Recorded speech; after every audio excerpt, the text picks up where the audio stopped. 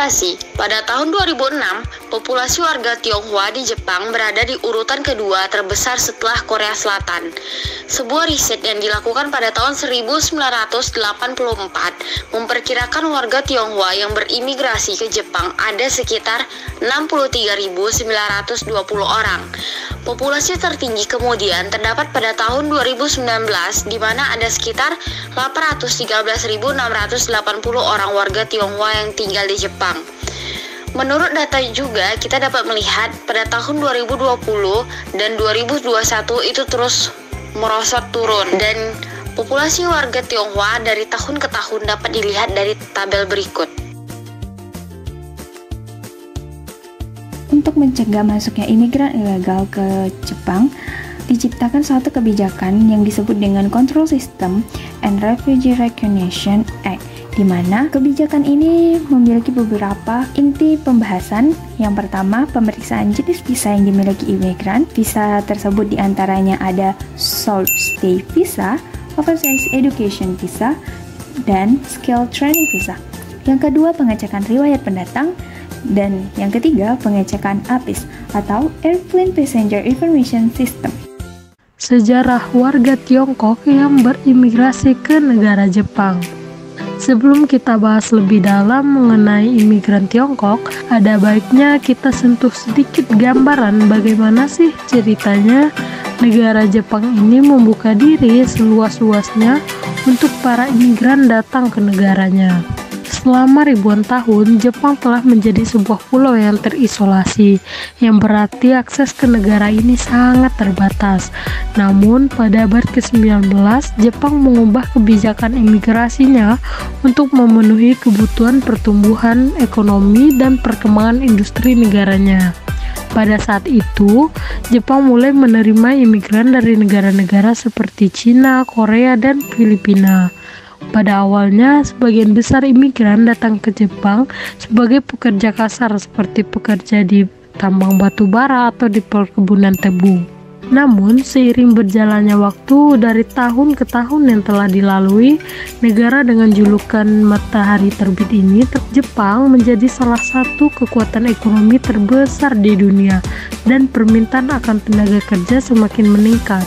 Oleh karena itu, Jepang mulai menerima imigran lagi dalam jumlah yang lebih besar, terutama pada tahun 1980. Pada awalnya, sebagian besar imigran Tionghoa adalah pedagang dan nelayan yang menetap di pelabuhan-pelabuhan di sepanjang pesisir Jepang.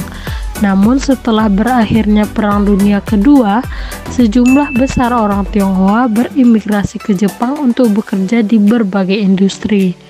Lalu, pada tahun 1972, Jepang dan Tiongkok mulai menjalin hubungan diplomatik resmi setelah bertahun-tahun perselisihan dan konflik. Sejak itu, jumlah migran di Tionghoa ke Jepang lebih meningkat secara signifikan. Walaupun ada beberapa migran Tionghoa seringkali mengalami diskriminasi dan kesulitan ekonomi di Jepang.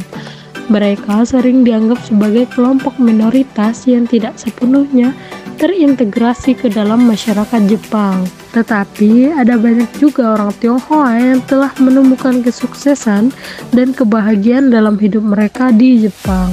Dikutip dari tulisan Chen Tianxi yang berjudul The Increasing Presence of Chinese Migrants in Japan, terdapat dua golongan etnis Tionghoa yang masuk ke dalam Jepang.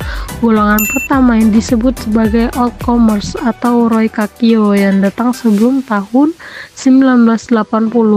Golongan kedua yaitu Newcomers atau Shinkakyo yang datang langsung dari daratan Cina ketika dimulainya Open Door Policy pada tahun 1978.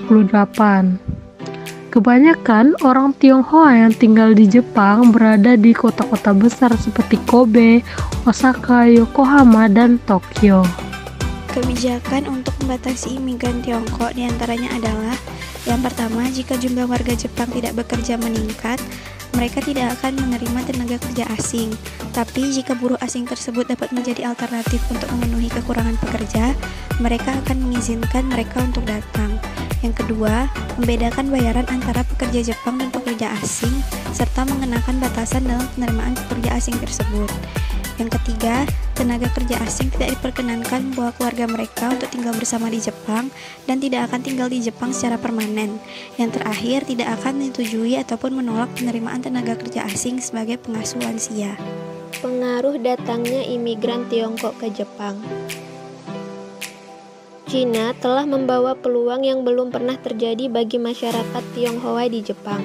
Kemudahan komunikasi dan perjalanan mengurangi jarak geografis antar negara tetangga.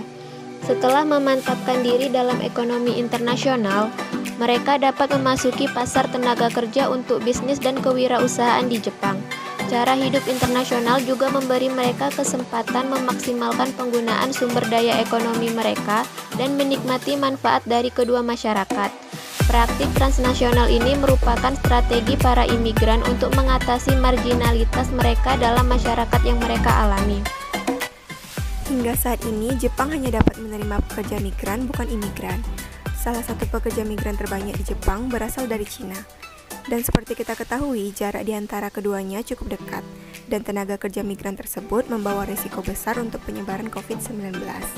Tak hanya mengancam kesehatan, COVID-19 juga memberi pukulan khusus ke berbagai aspek di Jepang, seperti perekonomian, manufaktur, dan sektor pariwisata.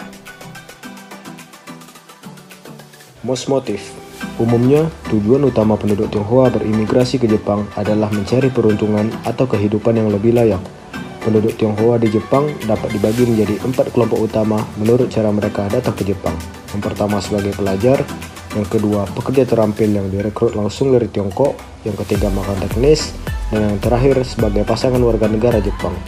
Dua kelompok pertama dihasilkan dari kebijakan migrasi pemerintah Jepang terhadap pekerja terampil. Di Jepang, sebagian besar penduduk Tionghoa masuk ke Jepang sebagai pelajar, dan kemudian memutuskan untuk tinggal dan bekerja di Jepang. Kebijakan tersebut menciptakan pekerja terampil yang juga menguasai bahasa Jepang dan dengan demikian disosialisasikan kembali di Jepang, berkontribusi tidak hanya pada ekonomi Jepang tetapi juga pada masyarakat sipil.